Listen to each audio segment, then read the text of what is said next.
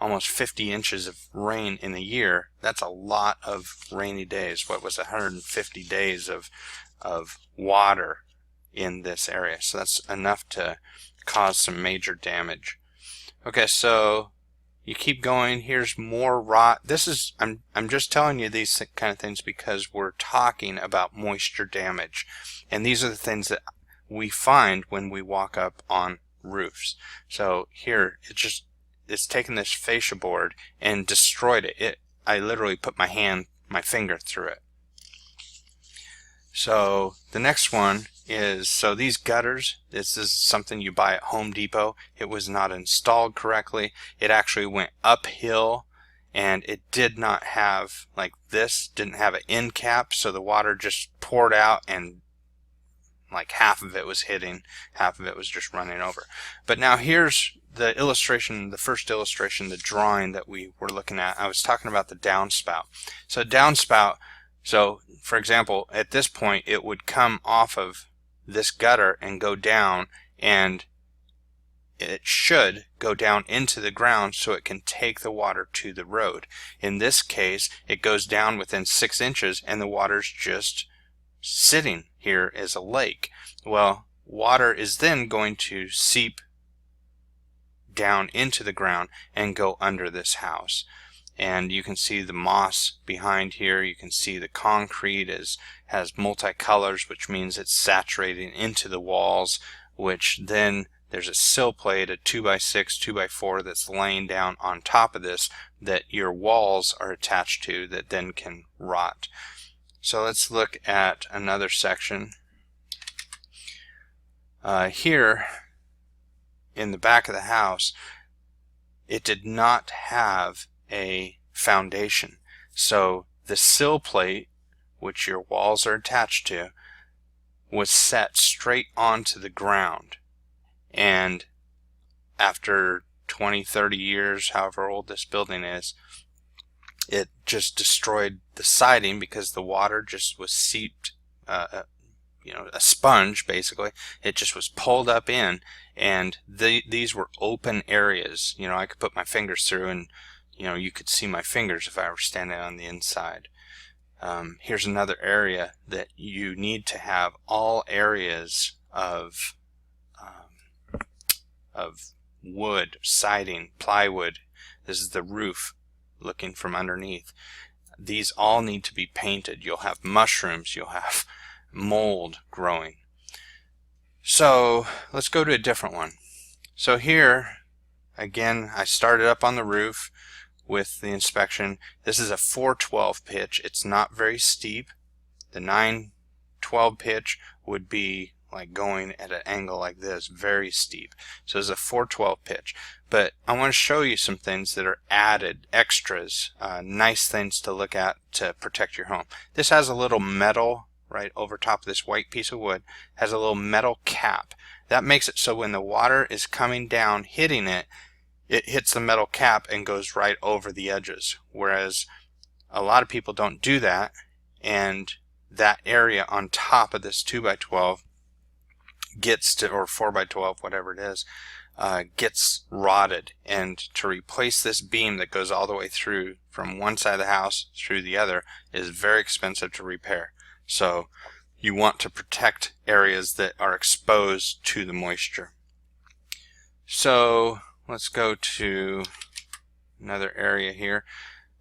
This gutter has a leaf guard system, which is great.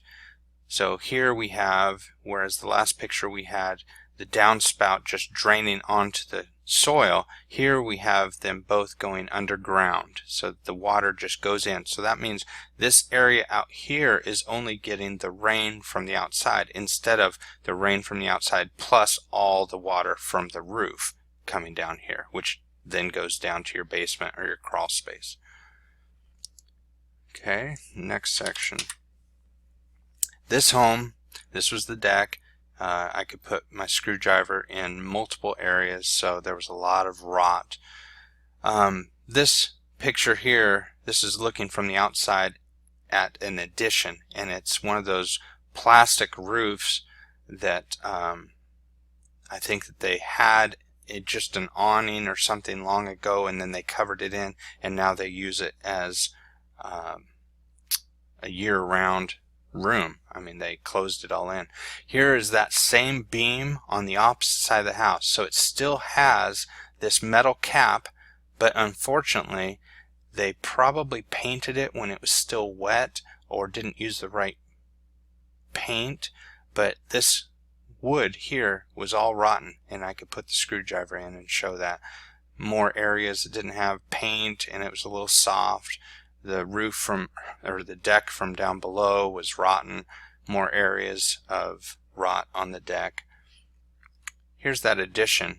So, and there's still one more picture I'll show you, but you can see a little bit more. There wasn't enough space the way that they did this to put on a real roof with a slope, a correct slope. So what they did instead was just use this plastic, very, very cheap. It's not supposed to last as long as this has been there. This is probably, I think it was 10-15 years old, and so surprisingly it was that old and still kept most of the water out. Now the roof, up on the roof, when I walked around the chimney, you could see areas that were cracking and pulling away. Well, they obviously didn't do it correctly. The moisture got inside. They didn't keep up on the maintenance, and then once water gets in, and if it's during the winter, the ice will push out and separate this. It needs to be sanded down with wire brush and installed with the correct type of paint. Okay, so here, this is in the room above that corrugated, and this, sorry about this, I put on this yellow detail for the mouse, and this it requires you to upgrade to get rid of it. But because this room had that corrugated plastic, there was a lot of moisture inside the room. And you'll see there's ants all around. This area back in this corner was, you can see next to my hand here, my finger, how wet it is. And I kneeled down and it went right through my jeans immediately. And so the next picture, you'll see all the ants. This is in the opposite back corner that is the driest, but all the moisture ants come in because that's what they do. So so I just want to show you, it's not just the damage that is caused by any single item. It can be all of them together, and then that will bring in ants. It will cause damage when you're talking about moisture. It's a lot of different items that you're looking at. Okay, so here's a roof that looks pretty good from this point. So this is the front of the house, and there's nothing really wrong here. Obviously that it needs to be painted and upkept there, and you can start seeing some moss. Now we go to the next section, and this is where this, it's closer to where the trees are back over here, and so pine needles, and this was literally 2 to 3 inches thick of moss. Up on top of the roof, I look at this one area that was redone. They decided to make a bedroom in the room below this. It used to have a fireplace, and they capped it. Well, this is a 5-gallon lid cap, and it's not even taped on. The tape was obviously there at one point, but probably 10-20 years ago had just been torn off. It doesn't last very long. Here, this is what you're going to see. You're going to see moss built up. At your home, go out and take some bleach, granules. Could be like for washing your clothes or your dishwasher. You can also use the little granules, just spread it up on top, and it will work its way down. Here, this is moss that tears off these granules, and once the granules are gone, you're down to the fiberglass, the black fiberglass, and you start having moisture problems on the underneath side, obviously. Alright, so here we go into a downspout that takes it to the road. but at another area they just run it away from the house a little bit, maybe a foot and a half, but that same water in this particular house ran right back. This was higher ground than this was, so the water went straight to the crawl space. I could not get in this crawl space because it was just pure mud, and it was not a pleasant experience if I would have climbed all the way in it. Okay, so in the back of the property, this was I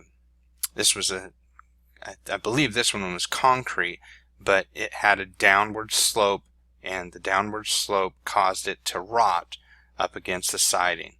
Here, this was the front of the house, and underneath where the valleys came down, this was a rotting out area, and when it rots out, it's an expensive fix. Okay. Here you have more rot in the back, the deck. These pieces of plywood that were there for a second layer, you couldn't even stand on the plywood even. It was beginning to rot, especially in this area here. Okay. Now, under this house, the moisture, there was a lot of, this was the driest area I could get in on the crawl space, but down here it was a couple inches of just mud underneath.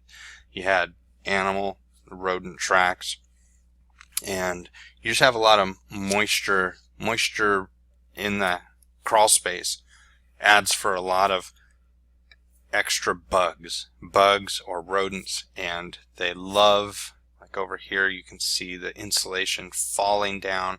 This is an area that rats or other rodents that get into your house, they love to make nests in